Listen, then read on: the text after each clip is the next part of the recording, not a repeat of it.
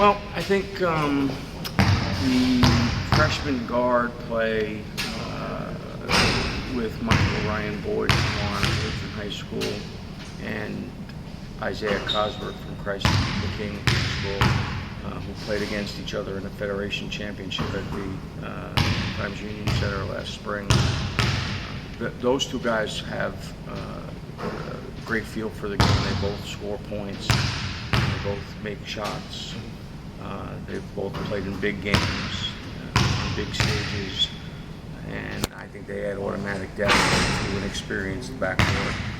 You look at Kareem and Dan Monweiler; those are guys that are older that have definitely added to the mix.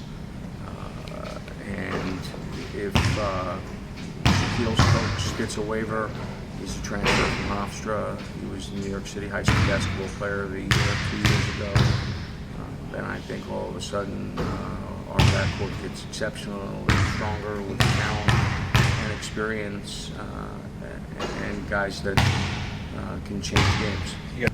Obviously, when you have a player like Milka coming back, veteran guy, senior, been a key component for you, kind of a unique player in this league with his size and strength, rebounding ability. You're going to want to work through him a lot. Just talk about what he gives you guys and how he also helps open up things for shooters and stuff like that. Well, Dom is a guy who's putting a lot of pressure on himself right now, and he wants to blend in with the guys. He's not a selfish guy. He's not the kind of guy that says, give me the ball, which I wish he would. But Dom's a humble guy, and he's worked very hard at his game individually to get to this stage. He's not at all a selfish basketball player. He has the ability, I think, to change games because of his presence. Last year, he became a much better passer. He learned how to play through crowds and how to double teams, and he damn near averaged a double-double. And it's hard to do in this conference. A lot of the basketball players, a lot of the basketball coaches, and he was the focus of the opponent every single game. And his work ethic, his leadership ability, his understanding of the game is at the highest level it's ever been at. And he's bigger, stronger. I think he's the best big man in our conference. He's the best true center in our league. And he's not the kind of guy that will just rest on having been told that. He's a guy, like I said, who hopes that he lives up to the expectations.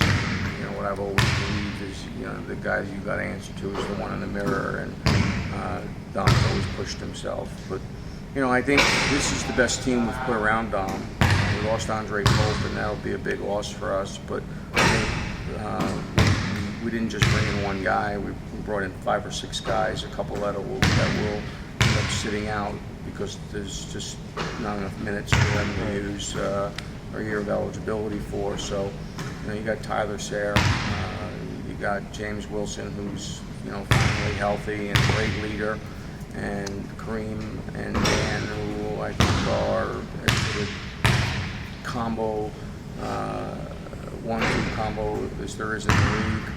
And you look at our depth with Chris Dogler, who's he's instant something. Yep. And he's got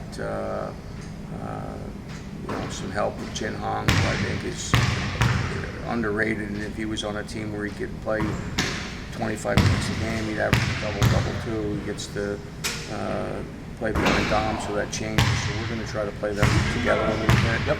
And play a little bigger sometimes with Dom and Chin and Tyler on the floor at the same time.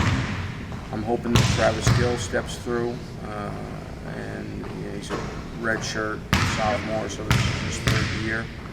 And then, as I said, I pointed out the freshman, and we got Max Weaver, who is tough as nails and challenges guys every day. So if we get every guy to accept the role that we need him to play, we could be pretty good and have some fun this year.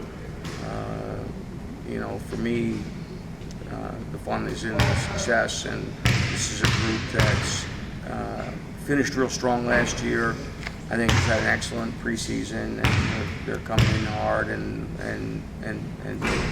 showing me signs every day of the kind of team that I think it takes to win this conference.